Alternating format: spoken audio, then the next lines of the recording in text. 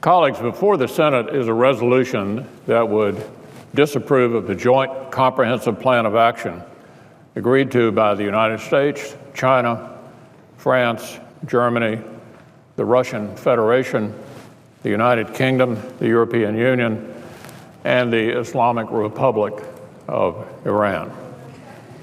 I've long said the Senate should assess this deal by employing a simple standard. Will it further or will it harm the national security interests of the United States and her allies? By that measure, I believe senators must vote to disapprove of the deal. I really wish that weren't the case, but it's a predictable outcome when you consider the mindset with which the administration appeared to approach these negotiations. The President's overall foreign policy has long been guided by policies and desires to withdraw forward deployed conventional military power from operational theaters, to reduce America's commitments and capabilities, and to rely upon international organizations to uphold international order. That's the type of mindset that guided the administration's negotiators on this deal, and has resulted in a flawed deal that a majority of Congress and a broad swath of the American people now seem poised to reject. And that's a bipartisan majority. The American people were led to believe that negotiations with Iran would be about ending its nuclear program. But that's not what the deal before us would do. Instead, the President's deal would bestow international recognition upon Iran's nuclear program by the most powerful nations on earth. There's no question that Iran's nuclear program is designed to develop a nuclear weapon. No question. This is not about peaceful nuclear energy. And yet, the President's deal would leave Iran as a nuclear threshold state forever on the edge of developing a nuclear weapon. It would allow Iran to maintain thousands of centrifuges.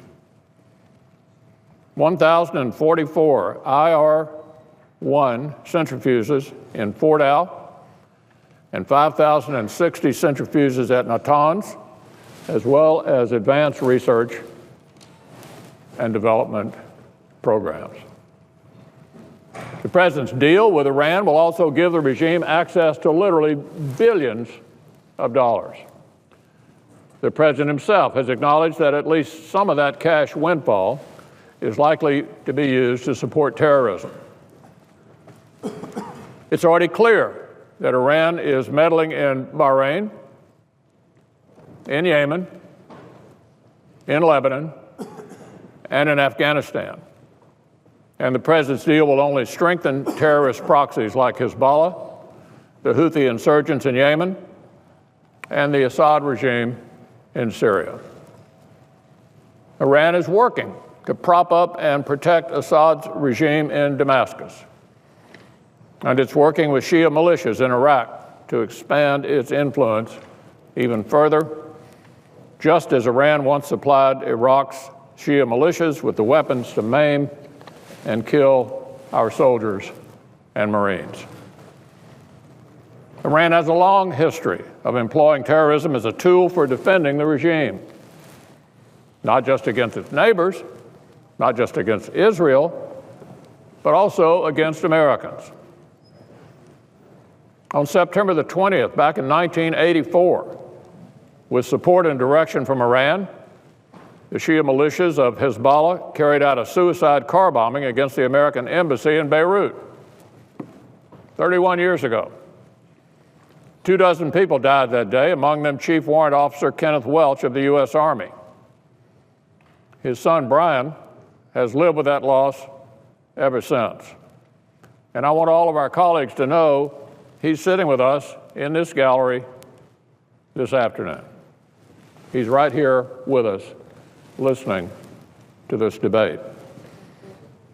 So I asked my colleagues, how could we support a deal that would not only strengthen terrorist groups like Hezbollah, but also would effectively subsidize the activities of the Revolutionary Guard Corps, a group that's been accused of helping Shia militias attack and kill Americans in Iraq.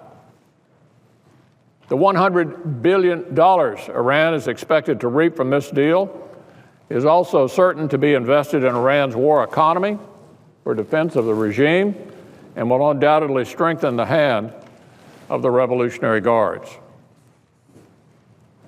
The Council on Foreign Relations has referred to the group as the regime's money machine because of its varied business interests with Iran.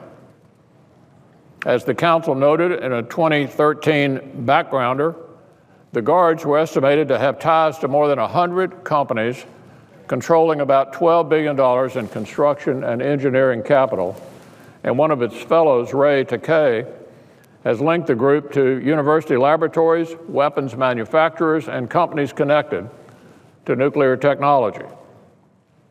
Now, the administration has attempted to make light of the benefits to Iran's economy, military, and terrorist arms from lifting of the sanctions.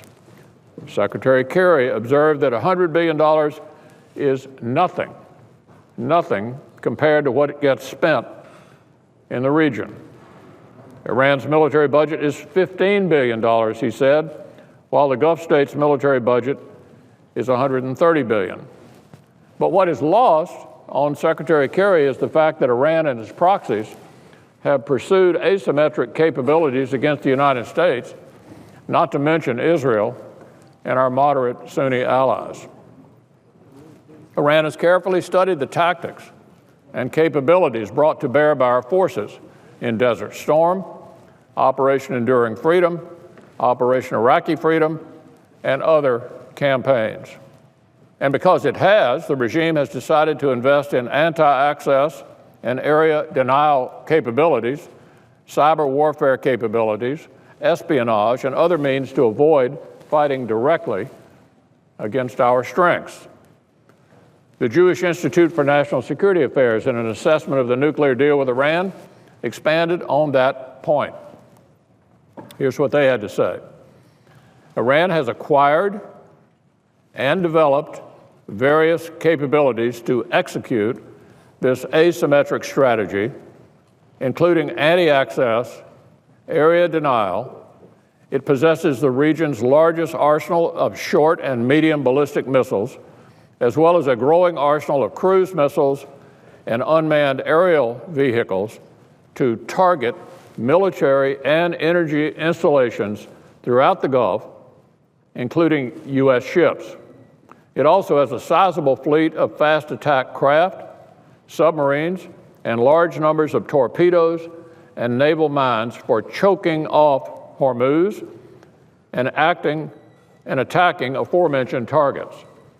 The S-300 air defense systems could stymie U.S. air operations around the Gulf, in addition to complicating any strike on Iran's nuclear facilities.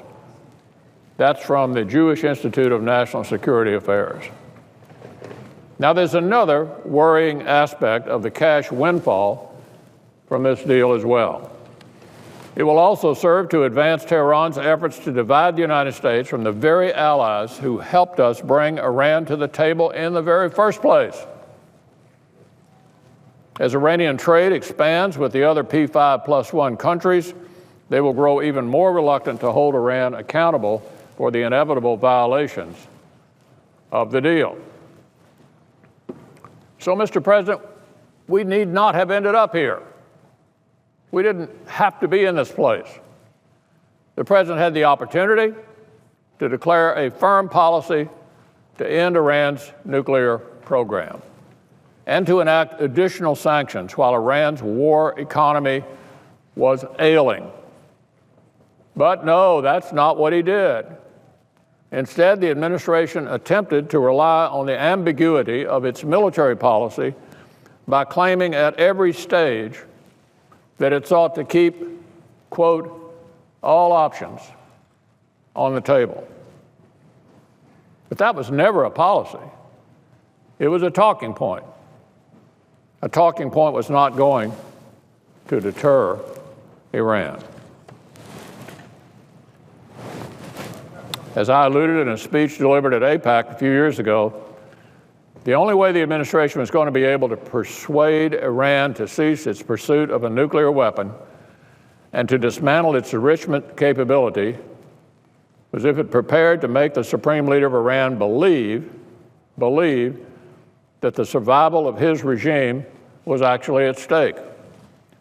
In other words, the only way the Iranian regime could have been expected to negotiate to preserve its own survival, rather than simply delay as a means to pursue nuclear weapons, is if the administration had imposed the strictest sanctions while concurrently enforcing a firm declaratory policy that reflected a commitment to potential use of force if that became necessary.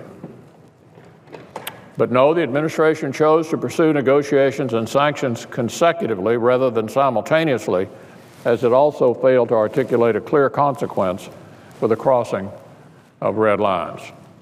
Thus, while the president had an opportunity to exercise political leadership and work with the Congress to craft a stronger policy toward Iran that would have better served our national security, he chose the path of concessions instead. And indeed, the administration allowed for a series of concessions throughout these lengthy negotiations. Rather than anytime, anywhere inspections, the deal creates a process within which Iran can delay inspections for at least up to 24 days. Rather than dismantle Iran's enrichment capability, some centrifuges will be put in storage, enrichment will continue, and research and development will go on, all legitimized by the president's deal. Now, at the end of the 10 and 15-year milestones, Iran's breakout time will reduce to nearly zero. Concessions were made on the conventional weapons ban and ballistic missiles technology embargo, too. And despite the fact that the International Atomic Energy Agency reported in 2011 that Iran has carried out activities relevant to the development of a nuclear device, the administration made further concessions regarding the possible military dimensions of Iran's program.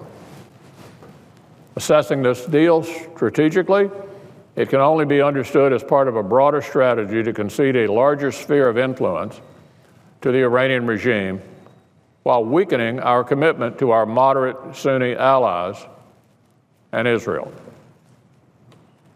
Now, that's just fitting within the overall administration's view of reducing America's overseas commitments, its reliance on international organizations, and its seeming determination to withdraw our forward deployed presence.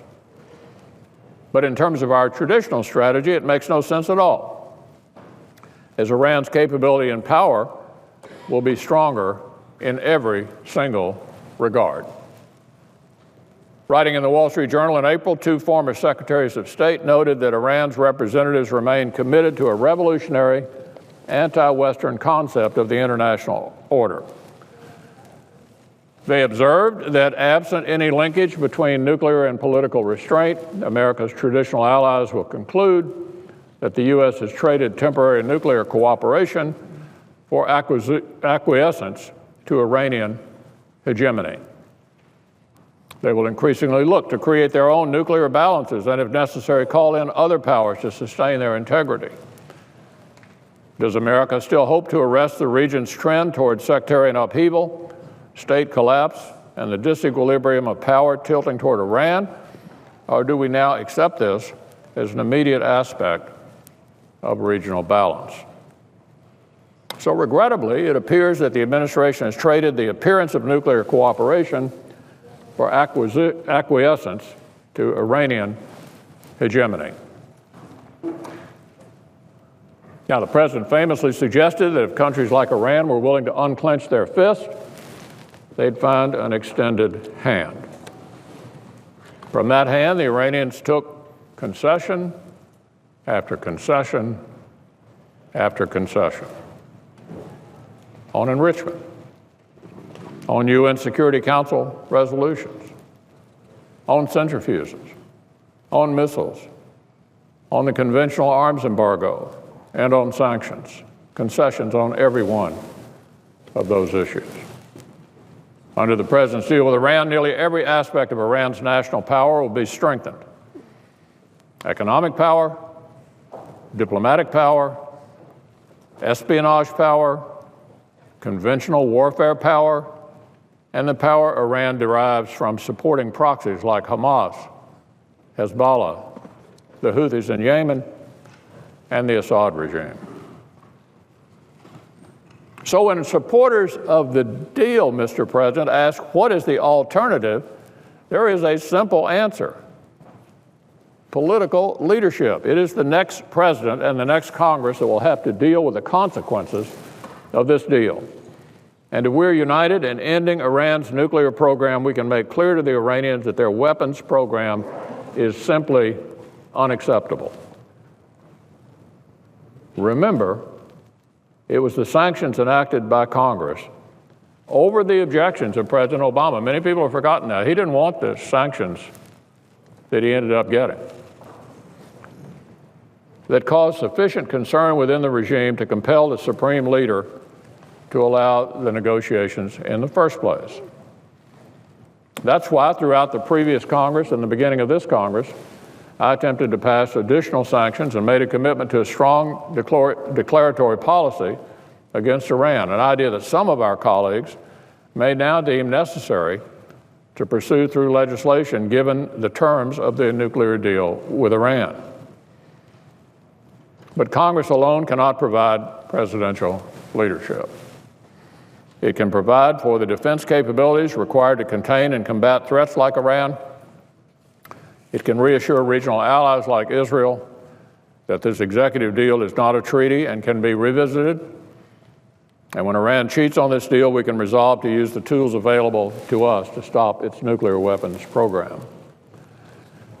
In short, Congress can lay the groundwork for the next president, but Congress needs real presidential leadership too. Just this morning, we saw reports that Iran's supreme leader had ruled out any real rapprochement with the U.S. after the nuclear deal. We saw the supreme leader state his desire to see Israel cease to exist in the coming years. And against that backdrop, we now have the president's deal with Iran before us.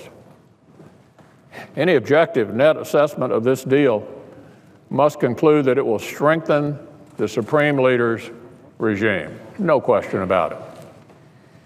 Any objective assessment would also conclude that America and her allies will be made less safe by the president's deal with Iran. Well, certainly that's the conclusion I've reached. This is the conclusion many Democrats have reached. This seems to be the conclusion the American people have reached as well. I wish this was a deal I could support, but it isn't. And I would urge colleagues to join me and many others in voting for the resolution of disapproval. In fact,